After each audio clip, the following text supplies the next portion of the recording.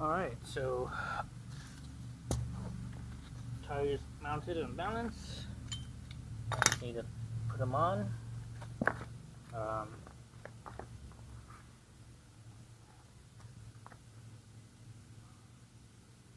so just need to put them on and I should be good.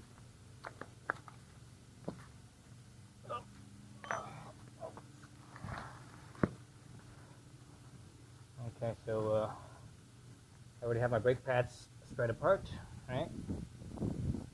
Brake pads already spread apart, so it's easy to put the wheel back on. Kind of cockeye the wheel a little bit to the side. That way you could squeeze it, and also you have to twist the forks. That way the caliper's going outwards. That way you can clear the wheel where the rim is. Once that's in there, you need to lift up the wheel a little bit, so that way you can get the rotors, the rotor I should say, in the wheel spacer. It's a little dirty here. Wipe this.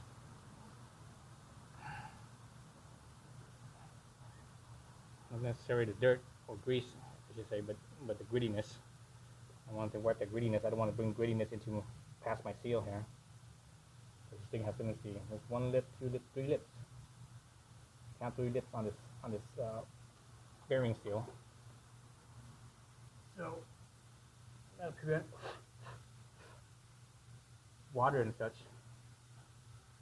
ingress of water and dirt and such. But the bad thing about that is that it does cause a little bit of friction. You know, so it's drag. There's a little bit of a drag recently. So you could it doesn't spin as freely as you would like. Yeah, it's fine. Oops. Okay, so got my 2 spacers in already. Got the rotor in the caliper. I just slide my axle through and I wipe the axle down. I didn't grease it, so I'm not gonna. It's very clean. I don't see any oxidation on it, so I'm gonna leave it be. Actually, I have to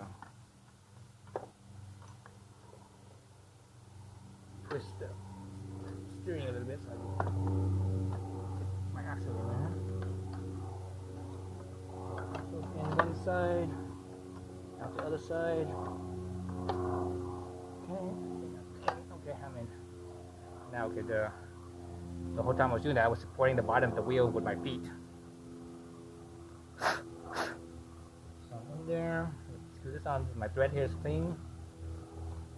Thread's clean, everything's clean. Let's go there.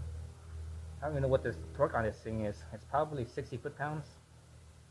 I'm gonna say, judging by the size of that thread, you know, the size of that, I'm gonna say it's at least 60 foot-pounds. So I'm probably gonna leave it at 60 foot-pounds. For the torque wrench. And these ones are probably 15 foot-pounds, maybe 10, 15. Because I actually don't have the service manual for this bike. And I should get that because you need, you know, it's a good idea to torque certain things properly, and those things would be wheels and the wheels down, forks, anything that's structural. It's a good idea to torque down. Okay. Let me get this started. Oops. Reduce a little bit. Give myself some clearance here.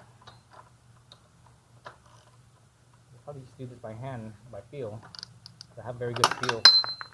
I have very good feel.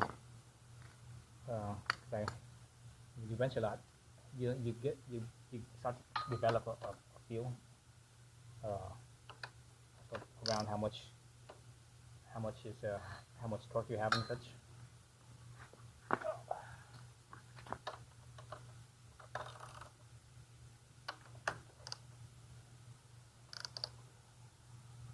Yeah, I should get a torque wrench. Yeah, I'll just do it by feel. I'll be fine. I'm not too concerned about it.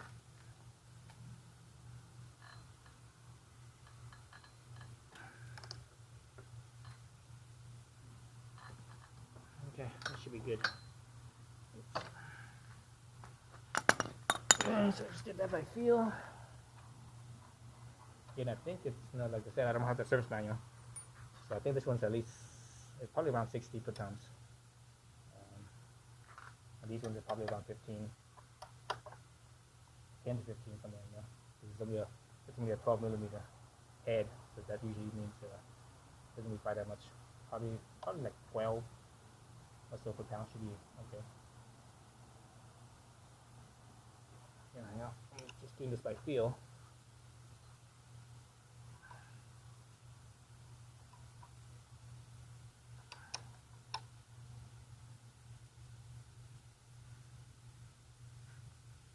Okay, that should be good. Okay, so now, well, spin freely. The brake pads are still spread apart, so before you start riding or doing anything, you should squeeze the brakes a few times and let the brake pads squeeze in. So I'm going to do that right now.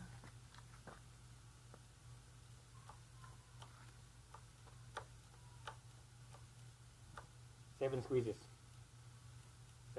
before they firm up. So right now I'm pumping it a few times, feels fine, feels firm. Spin this. So light drag, and that's pretty normal. I'm not sure you guys can hear that. A little bit of drag, that's normal, that's how it is with the hydraulic piston brakes. It's normal for them to do that, to have light drag. Ideally, you don't want to have any drag at all, but what are you going to do? Some brakes I've seen, they have like a little spring that actually pushes the pads apart. So when you do that off, instead of having any drag, they push it past that, just that bit enough that they don't drag. But that's not very common. You don't see that very often at all. Alright, so I think that's it. So this is the proper way of putting the tire on. Let's see, let's look at the rotation. There it is right there. See, that's the rotation going down, so it's going down this way, right? Going that way. Right here. So it's going down like that. And the thread looks kind of, you know, a lot of people are always wondering, huh, wait a minute, your tires on backwards, and you know, shouldn't the threads be pointing like a V instead of a chevron? If you think about it, water as you're riding, especially if you're cornering. Let's say I'm cornering, and so this side is on the tires on this side of the road. So if water's right here, the water will shoot out away from the tire from centrifugal force, right? But it doesn't just shoot straight out from, you know, wherever the tire is. There's a tendency for the water to kind of go to where the high point is. Then it shoots out a little bit. And since the tire is moving this direction, it's going to be moving a little faster than the water, so the water is actually going to be going that direction. So that's why this angles like that. So that's how it is. That's why it works with it. You know, it works. In the past, you know, like 20 plus years ago, maybe 30 years ago, all the tires used to be the opposite direction.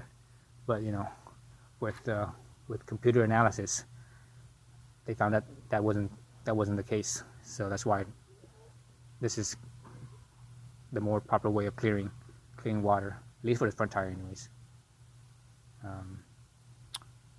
Okay, so I think that's it. So looking at this tire here, it is not. Just go further down here. It's rounded, so it doesn't have any angular to it. So I was surprised about that. I was expecting more of an angular, but it's not. It's more rounded. You know, this is a Pilot Power, right? A Pilot Power is the Power series, or the sport bike tires, and they're Pilot Road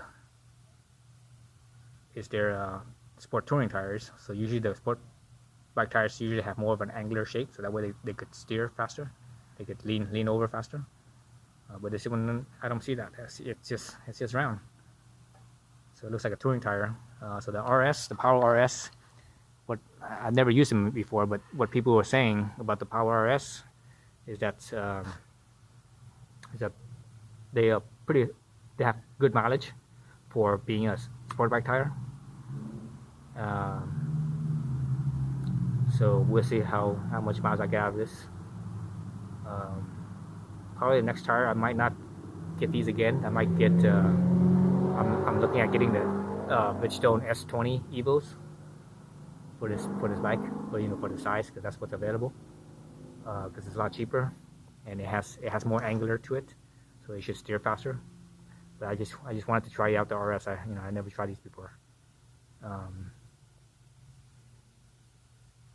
So we'll see. All right, thanks for watching.